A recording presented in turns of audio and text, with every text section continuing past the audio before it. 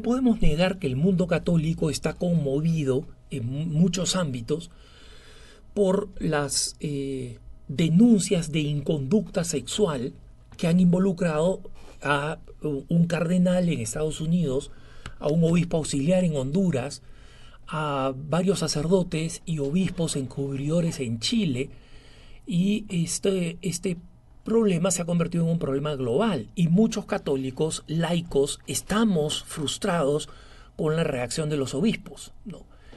En Estados Unidos la reacción laical frente al escándalo del ex cardenal McCarrick, ¿no? Que llegó a la cúspide de la iglesia como cardenal y como arzobispo de Washington, y como en la década del 2000 el obispo más relevante del episcopado norteamericano en sus relaciones con la Santa Sede y en su influencia política y eclesial. Fue un obispo que fue moviéndose de ser auxiliar de Nueva York a ser obispo de Metuchen en el estado de Nueva Jersey, luego obispo de Newark en el mismo estado de Nueva Jersey, arzobispo de Newark, la diócesis más importante de Nueva Jersey, y luego finalmente arzobispo de Washington D.C. y cardenal, no, arzobispo de la capital norteamericana y cardenal de la iglesia.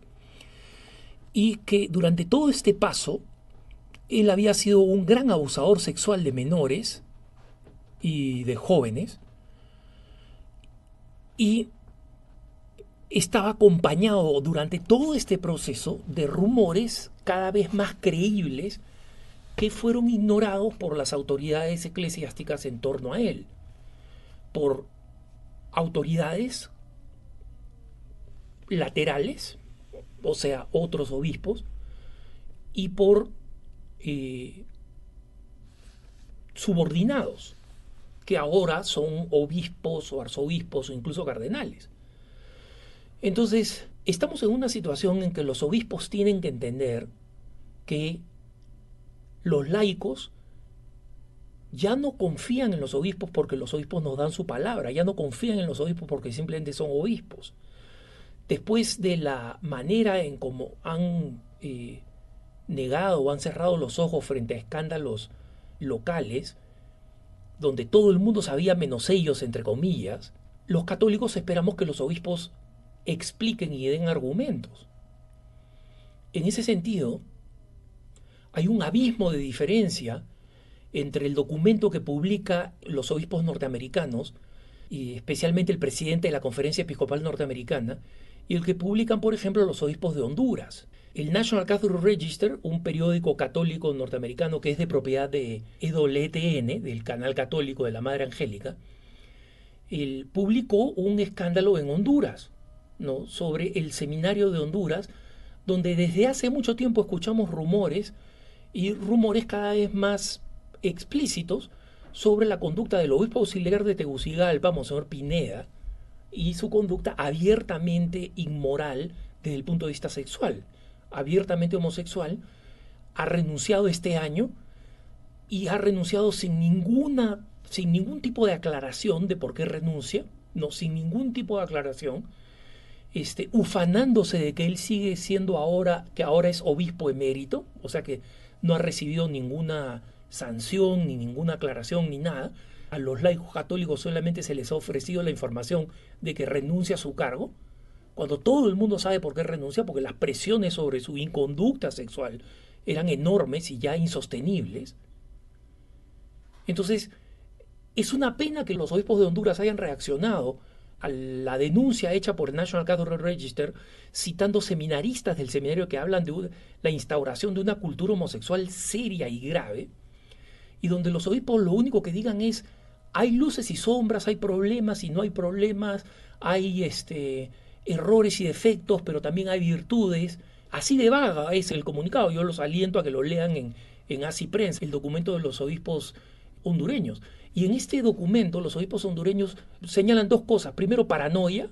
Esta publicación del National Catholic Register es un ataque al cardenal Rodríguez Maradiaga, que no lo es.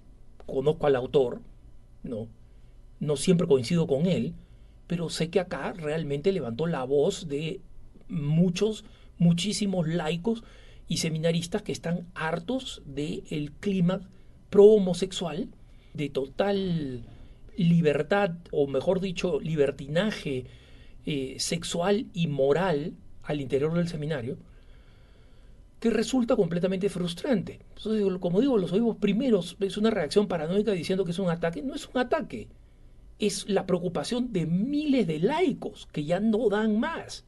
Y no dan más con el sistema de silenciamiento de los obispos. En primer lugar, paranoico, insisto, y en segundo lugar, completamente inapropiado para responder a las inquietudes del pueblo fiel.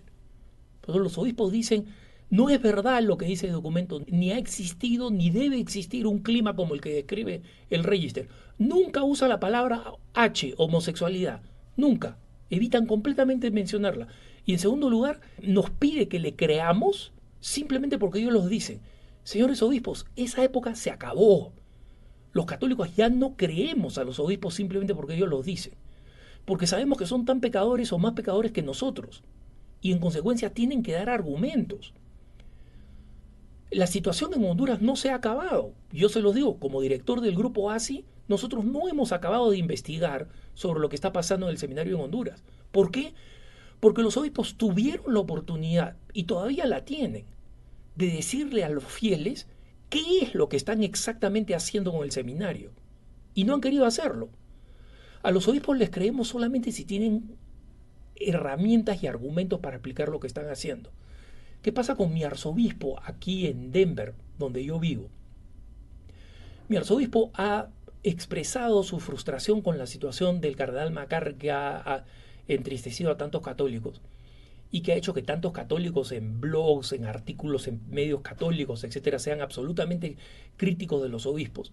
Y los obispos tienen que entender, como han entendido en Estados Unidos, pero todavía no en muchos países de América Latina, como Honduras, todavía no han entendido que ellos no cuentan con el beneficio de la duda ahora, en esta época. En esta era de la iglesia ya no. En esta era de la iglesia tienen que explicar a los católicos para que los católicos confiemos. Tienen que explicar qué es lo que están haciendo, por ejemplo, los obispos de Honduras con el seminario. ¿Qué garantía tenemos nosotros los católicos de que ese seminario está siendo bien manejado? ¿Cuáles son las categorías de transparencia que están utilizadas para que los católicos podamos verlo? A mí me llama la atención cómo el seminario en Polonia, el seminario de la diócesis que fue de San Juan Pablo II, es un seminario que, entre otras políticas, abre las puertas los domingos a sus jardines, que no son tan grandes, pero son muy bonitos, muy cuidados, para que vengan todas las familias, incluso la familia de los seminaristas, y van niñitos a jugar, van familias a pasar un picnic ahí el domingo en la tarde, en el terreno del seminario. Yo no digo que esa sea una idea aplicable a todos lados, pero muestra una transparencia, ¿no? Una manera de estar abierta al escrutinio de los fieles laicos, cuya tarea es precisamente acompañar y apoyar a los obispos. Yo no digo que los obispos nos tengan que dar cuentas, no, porque esa no es como funciona la jerarquía en la iglesia. Los obispos le dan cuenta a sus superiores, que es el Papa, pero los obispos sí confían en los laicos y les dan razones para confiar a los laicos, porque después del escándalo McCarrick, después del escándalo Pineda, lo que nosotros vemos es que todos los laicos han sabido de este problema y los han denunciado, y las autoridades eclesiásticas, los obispos, no han hecho caso, sino al final, y con medidas a media. Entonces, la indignación de los católicos, de los laicos, de nosotros los laicos, es grande. La frustración de las madres de familia pensando, ¿cómo mando a mi hijo al seminario? Me basta que un obispo, frente a una denuncia sistemática, escuchada por todos lados, que dicen que el seminario es un antro de homosexuales. ¿Cómo una madre de familia va a decir yo quiero que mi hijo sea sacerdote y que vaya a ese seminario a formarse? ¿Cómo esperan que hayan vocaciones en el futuro? Yo soy una vocación, yo soy una persona consagrada desde hace casi 3 décadas. Y he promovido las vocaciones y promuevo las vocaciones a lo largo de mi vida. Pero cuando voy a visitar a una familia católica y la mamá me dice, oye, ¿cómo puedo mandar a mi hijo a un seminario manejado por una persona como McCarrick o como Pineda o como los que lo han protegido? Porque ese no es el problema de que haya una manzana podrida en la canasta. No. El problema es de las varias manzanas que permitieron que esa manzana podrida prosperase y pudriese a su alrededor. Ese sistema de silencio tipo mafia que hace que uno se quede callado teniendo una posición de autoridad y teniendo una posición de deber de hacerlo. Bueno, eso así prensa no lo va a hacer, no va a formar parte de esa cultura del silencio. Entonces, es importante que los obispos entiendan que los laicos católicos ya no les tomamos la palabra porque son obispos. Ahora ellos tienen que demostrar con transparencia cómo están cuidando al pueblo de Dios y cómo están protegiendo a las ovejas de los lobos y cómo ellos mismos no se están convirtiendo en lobos. Tienen que explicarlo y tienen que demostrarlo. Porque los católicos, me pongo a pensar en los católicos en Estados Unidos, que vivieron este drama de las acusaciones de escándalos sexuales el año 2002, ¿no? Cómo los obispos, después de esto, resulta que demuestran que se han venido protegiendo entre ellos. Y que una persona como McCarrick, que el año 2000 había sido denunciada por una delegación de laicos católicos norteamericanos, que fue a la Santa Sede, habló con el cardenal Angelo Sodano y le dijo, este hombre no puede ser arzobispo de Washington, D.C., porque ya sabemos los rumores. Era entonces arzobispo de Newark. Y este grupo de laicos católicos norteamericanos, un grupo grande, que pagó su pasaje a Roma para ir y pedir una cita con el cardenal Angelo Sodano y hacerle esta denuncia. Todas estas son las acusaciones y los rumores que se dicen sobre el arzobispo McCarrick en aquel momento. Por favor, no lo vayan a nombrar a la arquidiócesis de Washington, D.C. Los laicos muchas veces han cumplido con su papel y han sido los obispos y las autoridades eclesiásticas las que no le han hecho caso a los laicos. Entonces los laicos hoy en día, y con toda razón, nos sentimos traicionados. Y creemos que, gracias a Dios, la gran mayoría de obispos son buenos. Pero ahora no podemos confiar porque simplemente nos dan su palabra. No, ahora tienen que demostrarlo. Y tienen que hacerlo con la conciencia de que esto es lo mejor para los fieles y para el futuro de la Iglesia, en la que la autoridad moral de los obispos ya no va a depender de que simplemente tienen el título de obispos, sino que va a tener que depender de las obras que transparentemente muestran a los demás miembros de la Iglesia y al mundo.